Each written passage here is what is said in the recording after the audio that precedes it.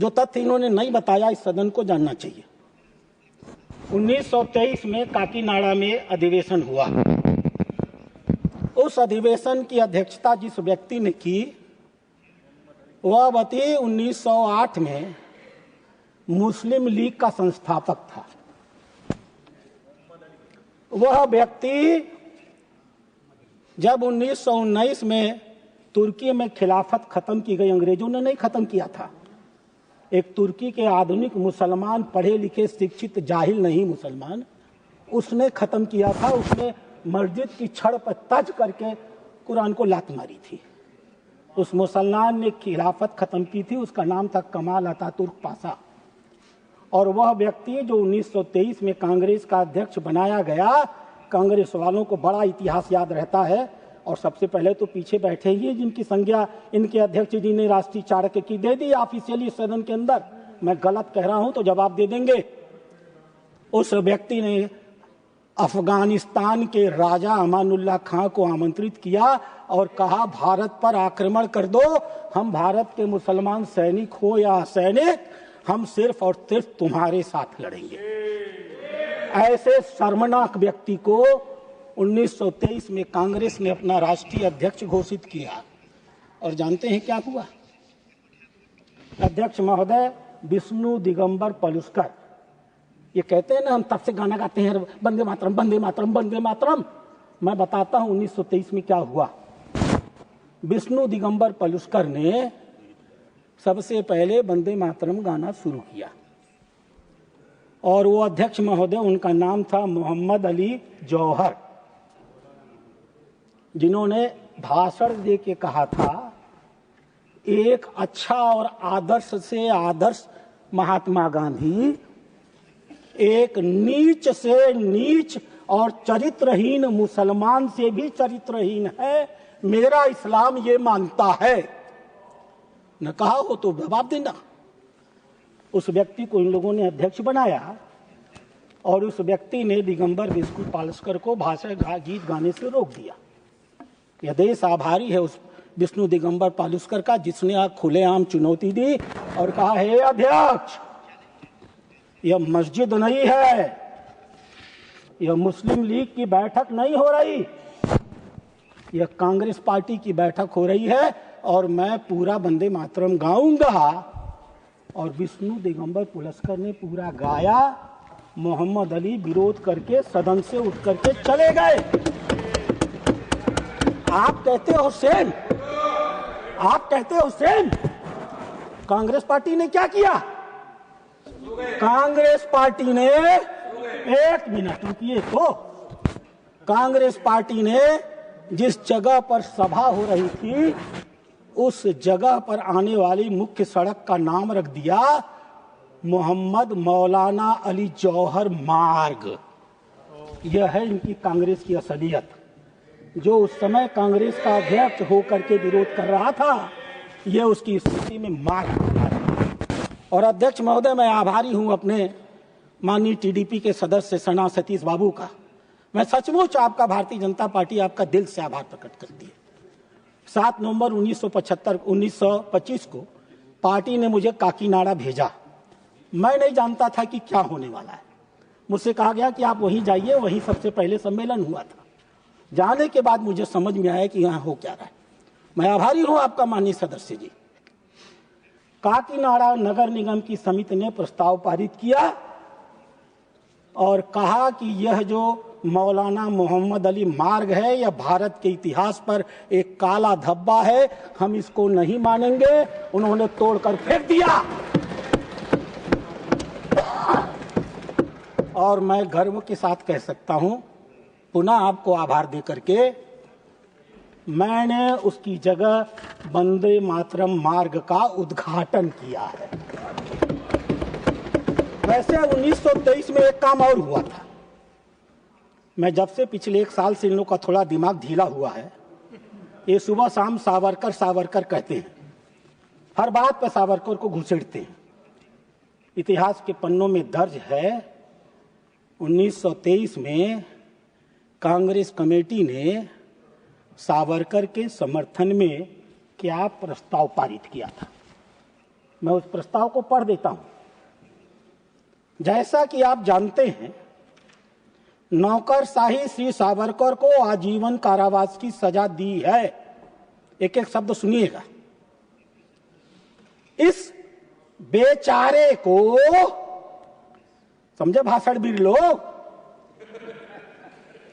इस बेचारे को अत्यंत प्रतिशोधात्मक तरीके से जेल में रखा जा रहा है, जबकि यह रिहा होने का अधिकारी है। हम इस दुनिया को दिखाना चाहते हैं कि सावरकर कितनी नीच और प्रतिशोधात्मक भावना से सरकार सावरकर के खिलाफ काम कर रही है, और इसलिए हम एक कैदी के संदर्भ में सरकार के कार्रवाई की निंदा करते हैं। यह प्रस्ताव सर्वसम्मति से कांग्रेस के अधिवेशन में पारित हुआ और एक महिला सरस्वती बाई ने उठ करके सावरकर की प्रशंसा में गीत गाए। थोड़ा विषयांतर है, मुझे नहीं लेना चाहिए था, लेकिन आप लोग चूंकि अक्सर कहते हैं इसलिए इसकी चर्चा जरूरी थी। तीसरी चीज, अध्यक्ष जी, अभी हमारे राष्ट्रीय अध्यक्ष महोदय एक भाषण देकर, अरे हमारे नेता प्रतिपक्ष एक भाषण देकर गए, खड़गे जी नाम लेता हूं, और उन्होंने क्या कहा? उन्होंने 24 जनवरी 1950 में संविधान सभा के राजेंद्र प्रसाद के दिए हुए भाषण का उल्लेख किया। यहां कोई सदस्य अभी कह रहा था, किस पार्टी का था मुझे नहीं मालूम, आप बैठे थे मंच पर, उसने कहा कि यहां पर इतिहास के पन्नों को टुकड़ों टुकड़ों में तोड़ तोड़ करके अपने स्वार्थ के हिसाब से पढ़ा जाता है। कहा था ना? मनोज झा जी कहां चले गए महाज्ञानी? मैं पढ़ देता हूं पूरा पत्र, मैं पढ़ देता हूं राजेंद्र प्रसाद की पूरा बयान। जो राजेंद्र प्रसाद ने कहा, माननीय जयराम रमेश जी, यह एक विषय है जो चर्चा, इसीलिए आप शांति से बैठे हैं। याद है, रुको यार, याद है तो जब आपके नेताजी झूठ बोल रहे थे तो करेक्ट कर दिए होते। याद हो के क्या करिएगा? ये कौन सा चाणक्य है? हाँ बोल रहा हूं, मैं तो बोल ही रहा हूं। एक विषय है जो चर्चा के लिए बचा हुआ है, और विषय है राष्ट्रगान का। ऐसा सोचा गया था कि इस चर्चा के लिए संविधान सभा में विषय लाया जाएगा। ध्यान से समझिएगा मित्रों, कितना बड़ा धोखा इस देश के साथ हुआ है, इस देश के नागरिकों के साथ हुआ है। इस बात को एक एक कार्यकर्ता को समझने की जरूरत है। इस विषय को चर्चा के लिए संविधान में लाया जाएगा, ऐसा सोचा गया था, और प्रस्ताव पारित किया जाएगा। लेकिन अब ऐसा महसूस किया गया कि इस पर कोई औपचारिक प्रस्ताव पारित न किया जाए, और बेहतर होगा कि राष्ट्रगान पर एक बयान जारी कर दिया जाए। 2 साल 11 महीने 28 या 29 दिन संविधान सभाएं की बैठकें छोटी छोटी पुलिस स्टाफ, कामा, भारत, इंडिया, न जाने कितने विषयों पर चलती रहीं, और जब वंदे मातरम का विषय आया तो इस कांग्रेस पार्टी ने संविधान सभा में 1 सेकंड के लिए वंदे मातरम पर बहस तक नहीं किया। अरे आप बैठो, पढ़ रहा हूं नीचे, बैठो, अरे बैठो, मैं कांग्रेसी नहीं हूं तो झूठ बोलूं? माननीय जयराम जी, बैठाइए इनको। नहीं, आप चेयर को संबोधित करिए। इन्होंने मुझे, वो पढ़ रहे हैं तो सुनिए। इन्होंने मुझे कांग्रेसी समझ लिया है जो मैं झूठ बोलूंगा। राजेंद्र प्रसाद, अभी मैं बताता हूं आपके अध्यक्ष जी ने छिपाया क्या। अरे मैं बताता हूं ना, काहे परेशान है। मैं वचन देता हूं, मैं बयान देता हूं, जन मन गण की रचना इसके शब्दों और संगीत के साथ भारत का राष्ट्रगान होगा। ये आपके नेता प्रतिपक्ष ने कहा, मानता हूं। अगली लाइन उन्होंने हटा लिया, बड़ी चतुराई से हटाया, और मैं चाहूंगा कि उस पर भी कूदे और बताए कि इनके नेता प्रतिपक्ष ने कहा कि नहीं। जब जैसी परिस्थितियां होंगी तत्कालीन सरकार इसमें किसी भी प्रकार का परिवर्तन कर सकेगी। आज तक भारत को आजादी के 75 सालों बाद इस देश को बताया नहीं गया कि संविधान सभा में उसके चेयरमैन ने निर्णय लिया था कि देश का आने वाली कोई भी सरकार जब जैसा महसूस करेगी जन मन गण अधिनायक में परिवर्तन कर सकेगी। कहा था ना। अरे बैठो महाराज, बैठो महाराज, बैठो महाराज, बैठिए, आपका नंबर बैठिए चाणक्य साहब। आप अपने मैं अभी और बोल रहा हूँ। अरे आप बोलिएगा गलत है तो इसके बाद मैं चुनौती देता हूँ। आप अपनी बात को रखिएगा। मैं चुनौती देता हूँ। आप लोग मैं सीधे चेयर को तो मैं संबोधित करिए। सदस्यता छोड़ दूं और मैं सही हूँ तो ये सदस्यता छोड़ दें। आप एक दूसरे चलिए को देता हूँ संबोधित चुनौती। करें। ले लो, ले लो, ले लो। वंदे मातरम का गाना नहीं बैठे, नहीं चेंज करता हूँ मैं, नहीं बोलने दूंगा। मैं बोलूंगा। अभी आपका आई डू नॉट ईट। अभी नंबर आपका आपका नंबर आएगा। नहीं, एक दूसरे को संबोधित नहीं करेंगे। अभी आपका नंबर आएगा। हाँ, आप बात से शुरू करें। वंदे मातरम का गाना जिसे आजादी की लड़ाई में ऐतिहासिक भूमिका का निर्वहन किया, इसे जन मन गण की तरह सम्मान किया जाएगा। और इसका स्टेटस, ये शब्द ध्यान रखिएगा जो मैं पढ़ रहा हूं, ये फुट से खड़े हो जाएंगे। इसका स्टेटस जनमन गण की तरह होगा। अब अध्यक्ष गौर करिए। राजेंद्र प्रसाद ने कहा जनमन गण अधिनायक में परिवर्तन करने का अधिकार किसी भी सरकार को होगा और होना भी चाहिए था।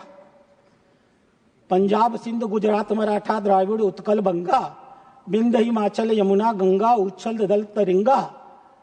इसमें राजपूताना कहाँ है? इसमें मध्य भारत कहाँ है? अरे इसमें कहाँ वो फरजाना साहब चले गए, गीत गा रहे थे बेचारे जनगण मन का। इनके जम्मू कश्मीर का उल्लेख उसमें कहाँ है?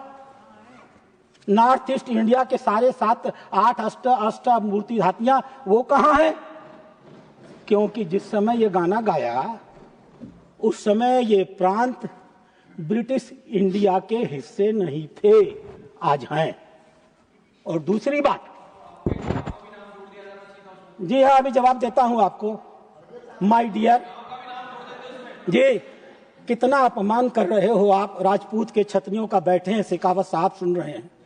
ये पूरे के पूरे राजपूताना को गांव कह रहे हैं, वहीं से आए भी है ये महाशय। ध्यान दीजिए, वहीं के सांसद है और राजस्थान को गांव कह रहे हैं।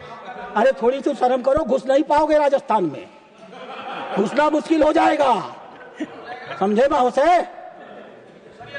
और अध्यक्ष महोदय, दूसरी चीज, उन्होंने जनगण गण अधिनायक में परिवर्तन करने का अधिकार दिया और वंदे मातरम लिखते समय वंदे मातरम के 2 छंद गाए जाएंगे, इसका उल्लेख नहीं किया। कहा वंदे मातरम का गाना जिसने आजादी की लड़ाई में ऐतिहासिक भूमिका निर्वहन की, उसका सम्मान। यानी वंदे मातरम माने क्या? वंदे मातरम माने क्या?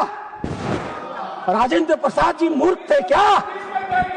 राजेंद्र प्रसाद जी अगर चाहते तो वंदे मातरम की 2 लाइनों की चर्चा नहीं कर सकते थे, लेकिन उन्होंने नहीं किया क्योंकि यह संविधान सभा की बैठक थी, देश का कानून बना रहा था।